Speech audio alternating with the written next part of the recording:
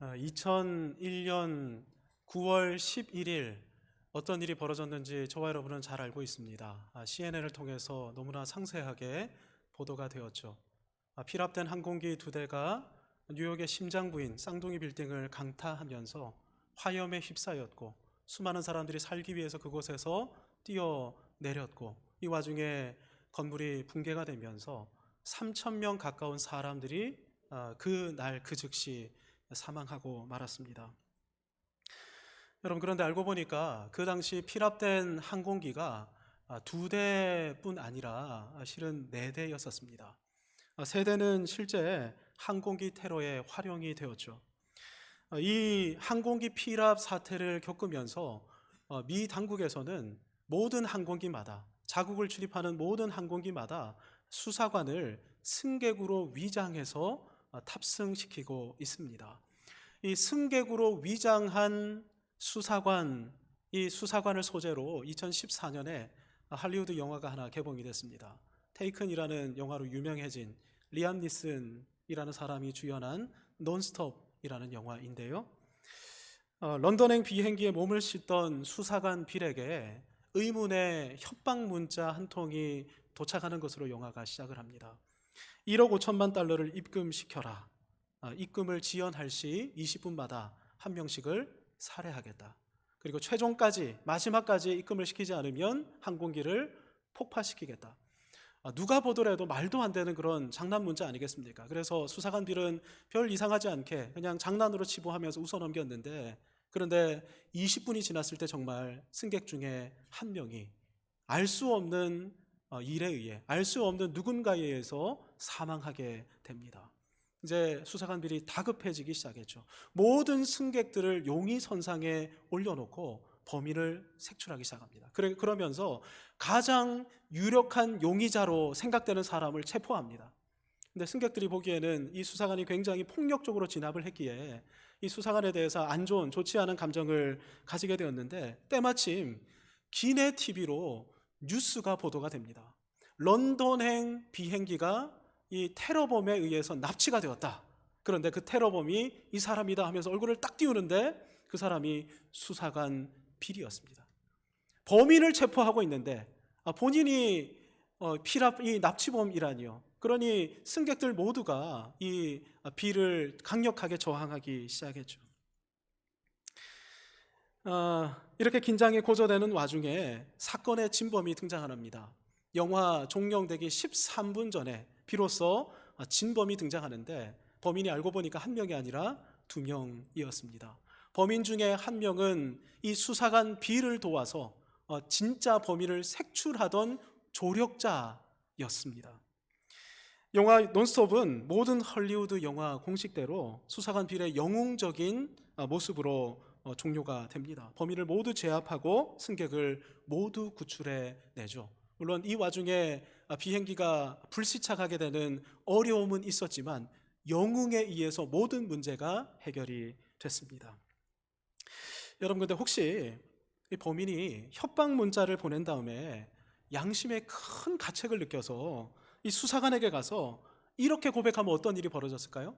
내가 협박 문자를 보냈습니다. 내가 죄인입니다. 내가 이 범죄를 기획했습니다.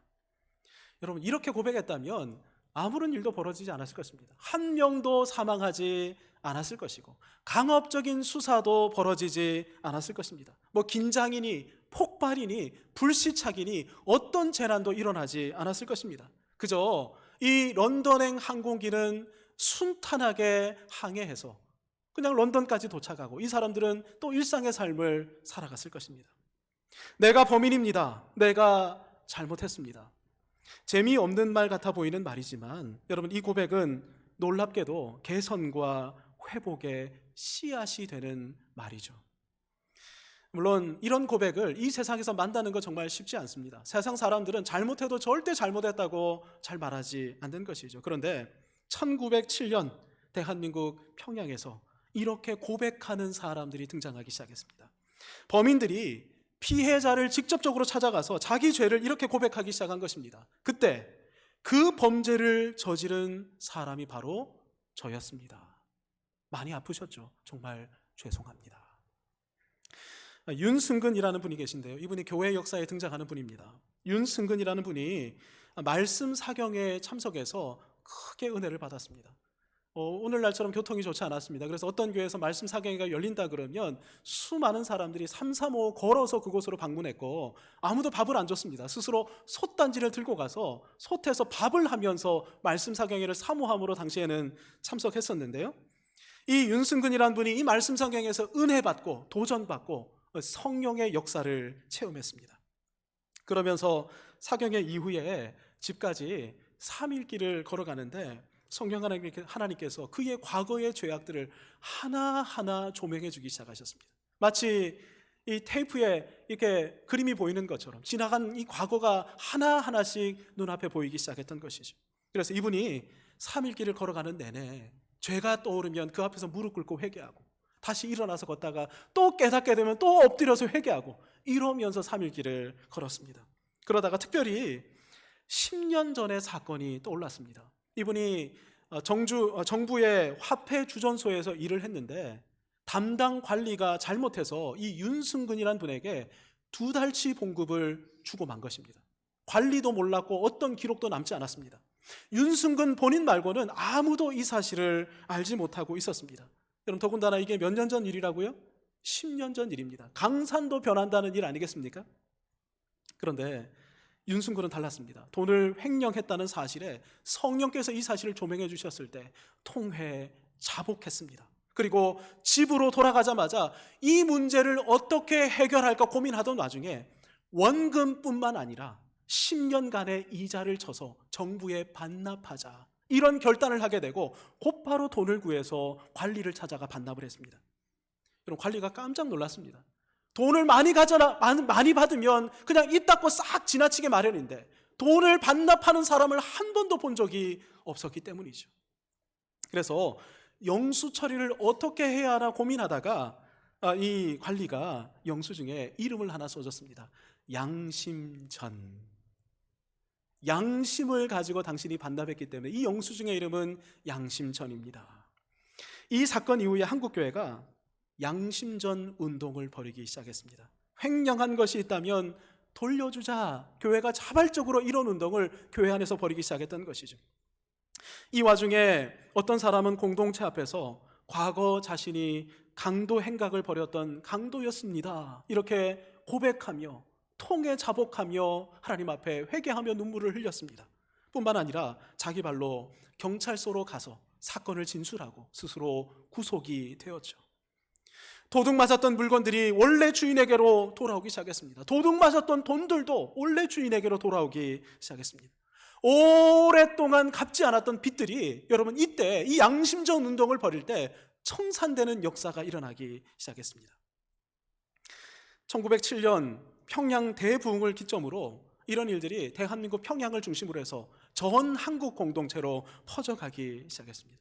세상에서는 도무지 볼 수 없고 일어날 수 없는 불가사의한 일들이 교회를 중심으로 일어나기 시작했던 것입니다.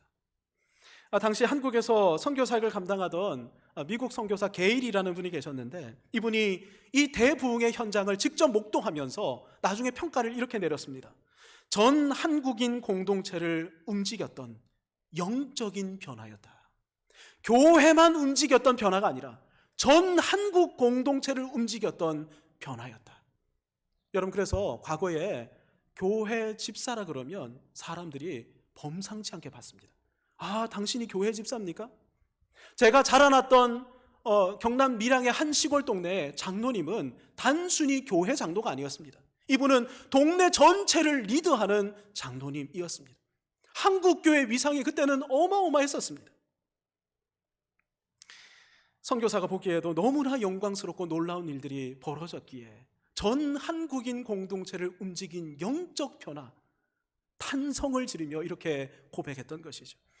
여러분, 평양 대부흥으로 일어났던 것이 오늘 본문에 등장하고 있는 속건제입니다. 성령의 은혜로 죄를 깨닫고 통에 자복하면서 특별히 관계 문제를 해결하기 위해 행동했는데 이 관계 문제를 개선하는 것이 바로 속건제인 것이죠. 속건제는 사람에게 범한 허물과 죄악에 대해 하나님께 올려드리는 제사입니다.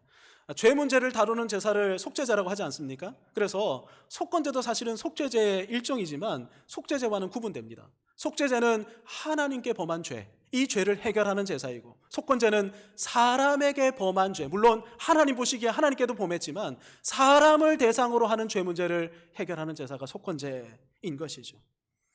여러분, 속죄제는 어떻게 드리면 됩니까? 속죄제 하나만 드리면 됩니다. 그냥 예물을 가지고 와서 하나님 잘못했습니다, 용서해 주십시오, 이렇게 하면 속죄제가 마무리됩니다. 그런데 속건제는 달랐습니다. 속건제는 두 가지 절차를 반드시 거쳐야만 했습니다. 일부 속건제를 먼저 드린 다음에 일부 속건제가 제대로 됐을 때 그때 2부 속건제사를 드려야 했던 것이죠. 여러분, 그럼 일부 속건제가 무엇일까요?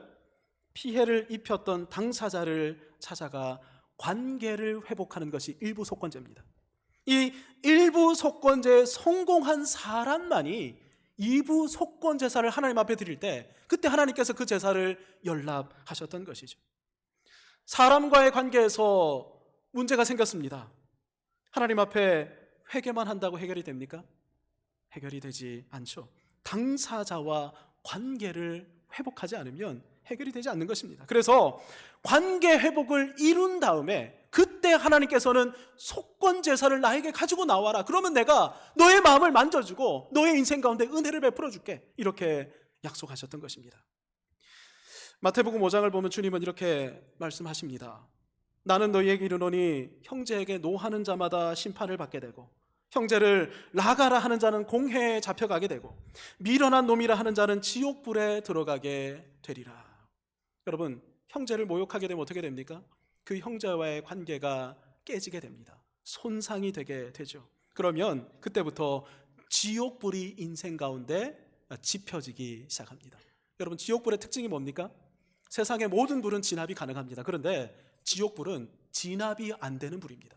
영원히 타오르는 불이 되는 것이죠. 그래서 이 가운데 분쟁과 갈등과 다툼이 일어나게 되고, 여러분, 이 다툼이 인생 안에 꺼지지 않는 불꽃이 되면 어떻게 됩니까? 그 마음 가운데 평강이 사라지게 되는 것이죠. 평강만 사라집니까? 일상이 깨지게 됩니다. 그 사람만 생각만 해도 견딜 수 없는 마음이 생겨나게 되는 것이죠. 여러분, 마음속에 혹시 염려나 근심이나 불안과 고통이 있으시다면 원인을 한번 떠올려 보시기 바랍니다. 무엇 때문에 그런 마음의 고통과 번민이 생겨났습니까?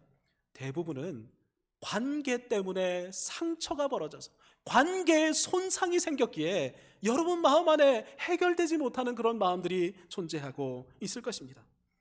여러분, 그래서 이런 마음, 이 불안하고 근심이 되고 고통이 되는 이 마음의 문제를 해결하기 위해 많은 사람들이 교회로 나와 하나님 앞에 엎드립니다. 그런데 정작 주님은 뭐라고 말씀하십니까? 예배당에 와서 예배드리고 회개한다고 그 문제가 해결된다고 단언하십니까? 아닙니다. 관계의 문제를 일으켰던 그 일이 기억이 난다면 심지어는 예배드리고 있다가도 당장 일어나서 가라, 예배를 중지하고 제사를 중지하고 그 사람과의 관계를 개선하고 회복한 다음에 그 다음에 와서 나에게 예배드려라. 그러면 그 예배 가운데 나의 은혜가 임하게 될 것이다. 너는 다시금 감격하고 감동하며 구원의 기쁨을 누리며 살아갈 수 있게 될 것이다. 그런데 그 관계를 개선하지 않으면 어떻게 된다는 것입니까?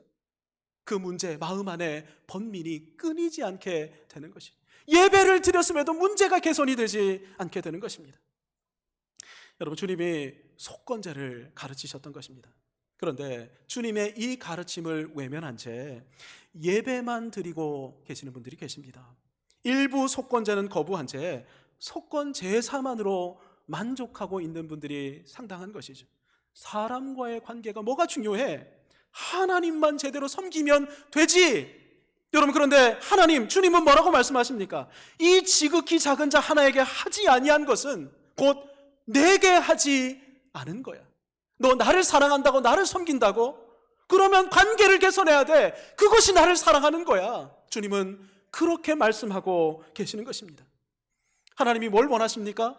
우리에게 있어서 관계의 회복을 원하고 계시는 것이죠. 그런데 여러분, 이 관계 회복을 거부한 채로 사역을 하는 많은 사역자들이 있는데 그 가운데 권세와 능력이 나타날 수도 있습니다. 말씀 사역과 찬양 사역과 각종 교회 사역을 하는데 막 귀신이 떠나가고 사람들이 주님께로 돌이키는 그런 역사가 일어날 수 있다는 사실이 너무나 우리에게 경종을 일으키는 이야기이죠. 그런데 이 사람의 문제는 뭡니까? 끝까지 관계를 개선하려고 하지는 않는 것입니다. 관계를 맺으려고 하지는 않는 것이죠. 여러분, 끝까지 관계를 거절하는 이 사람을 향해 주님은 마태복음 25장에서 아주 무시무시한 말씀을 하십니다. 저주를 받은 자들아, 나를 떠나 마귀와 그 사자들을 위하여 예비된 영원한 불에 들어가라. 여러분, 정말 끔찍하고 무서운 말씀 아닙니까? 관계 회복을 부인하고 거절하는 사람이 있다면 그 사람은 어떤 사람입니까? 천국을 거절하는 사람인 것이죠. 여러분, 다른 곳이 지옥이 아닙니다. 영원히 원수로 살아가는 그런 관계가 있는 그곳이 바로 지옥인 것이죠. 관계 회복을 끝까지 거절하고 외면함으로 영원한 원수로 살아가려 한다면 그 사람은 지금 천국을 거절하고 있는 사람인 것입니다. 여러분, 죄를 인정하고 예수님을 구원자로 영접하기만 하면 하나님의 놀라운 은총과 구원의 역사가 임하는 줄 믿습니다. 할렐루야. 믿기만 하면 구원이 임합니다. 그런데 그 구원은 어떤 구원입니까? 이제 시작된 구원에 불과하죠. 여러분, 아직 우리 인생 가운데는 남아있는 구원의 영역이 부지기수입니다. 한 번 구원받았다고 끝나는 것이 아니라 오늘 구원받아야 하고 내일 받아야 하고 이 땅을 떠나는 그날까지 날마다 구원의 은총을 우리가 경험해야 합니다. 열등감에서 구원받으셔야 합니다. 교만에서 구원받아야 합니다. 무지와 게으름에서 구원받아야 합니다. 불순종과 불의의 습관으로부터 구원받아야 합니다. 무엇보다 관계의 문제에서 하나님의 은혜와 구원의 기쁨과 만족을 누려야 하는 것이죠. 여러분의 배우자와의 관계는 어떠십니까? 늘 전쟁이 혹시 이어지고 계신 분들은 없으십니까? 여러분들의 자녀와의 관계는 어떻습니까? 어떤 자녀는 나는 더 이상 부모님 만나지 않을 거야. 여러분, 안타깝게도 이런 상태 가운데 있는 신자의 가정이 적지 않습니다. 여러분, 부모님과의 관계는 어떻습니까? 우리 부모님은 도무지 말이 안 통해. 혹시 이런 상태에 머물러 계신 분들은 없으십니까? 여러분, 주변에 있는 사람들과의 관계는 어떻습니까? 여러분, 예수 믿고 구원받았다면 이러한 관계 가운데 하나님의 구원이 임하는 것이 마땅한 것이죠. 여러분, 그렇다면 어떻게 이런 관계에서 구원을 누릴 수 있습니까? 하나님께서 오늘 이 속건 제사를 통해서 우리에게 그 방법을 말씀해 주고 계십니다. 이 말씀을 붙들고 이 말씀대로 살아가겠습니다 결단하고 오늘 여러분 이 예배를 이제 끝내고 나가실 때 이 말씀 붙들고 삶에 적용할 때 관계에 있어서 하나님의 놀라운 회복을 맛보게 되는 것입니다. 속건제는 먼저 인정할 것을 요구합니다. 어떻게 인정합니까? 나의 잘못, 이것은 저의 잘못입니다. 저의 실수입니다. 저의 악함입니다. 여러분, 인정만 합니까? 그 다음에 사죄해야죠. 정말 죄송합니다. 정말 잘못했습니다. 하나님은 이 속건제를 통해서 우리가 인정하고 사죄할 때는 진지하고 정직하게 고개를 숙여야 한다, 이렇게 말씀을 하십니다. 여러분, 그런데 신앙생활 하는 분들 가운데 적지 않은 분들 중에 이 자존심 문제로 차마 내가 고개를 숙일 수 없어, 이런 분들이 간혹 가다가 있는 걸 발견합니다. 제 주변에도 그런 분들이 실제 존재합니다. 그래서 자녀에게는 어떤 잘못을 해도 절대 이 부모의 권위 문제 때문에 자녀에게 잘못했다고 말하면 안 돼. 무슨 말입니까? 여러분, 왜 권위가 손상이 됩니까? 잘못했으면 잘못했다고 인정하게 되면 아이는 부모를 새로운 시각으로 바라보게 되는 것이죠. 자녀가 부모에 대해서 가졌던 편견을 그때 벗어버릴 수 있게 되는 것입니다. 우리 부모님 정말 대단한 분이구나, 그렇게 인정하게 되는 것이죠. 여러분, 그런데 존경을 받느냐 안 받느냐보다 더 중요한 것은 잘못했으면 인정하는 것이 마땅한 것입니다. 잘못했다면 고개를 숙여야 하는 것이죠.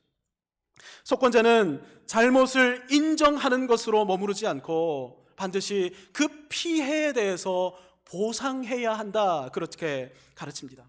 내가 얼마나 피해를 입혔는지 내가 정확하게 산출할 뿐만 아니라 그분이 납득하기에 피해가 정확한 그 피해를 따져서 그 피해에 대해서 정확히 변제하고 보상해야 한다는 것입니다. 이렇게 말하면 안 되는 것이죠. 아이가 놀다가 차가 찌그러지거나 차가 손상이 됐습니다. 그러면 아이들 원래 다 그런 거죠. 그냥 넘어가시죠. 이렇게 해서는 안 되는 것입니다. 정말 미안합니다. 잘못했습니다. 저희 아이가 실수로 이렇게 잘못을 범했는데 해결하기를 원합니다. 공업사에 가셔서 견적을 받아주십시오. 그러면 제가 송금해드리겠습니다. 곧바로 송금해드리겠습니다. 여러분, 이렇게 보상할 때 그때 관계가 개선되는 서막이 열리게 되는 것이죠. 근데 여러분, 속건제는 인정 보상으로 끝나는 것이 아니라 반드시 배상해야 된다라고 가르칩니다. 얼마나 배상해야 되냐면 5분의 1을 배상해야 됩니다. 20%를 배상해야 하는 것이죠.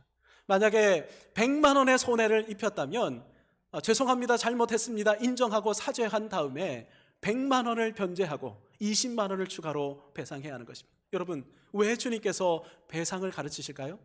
관계의 문제는 감정의 문제이기 때문입니다. 이 사람이 내가 입혔던 피해로 말미암아 마음에 쌓여있는 그 상처된 마음이 있기에 이 배상을 통해서 그 상한 마음을 달래야 된다라는 것이죠. 제가 정말 많은 손해를 입혔습니다. 정말 송구합니다.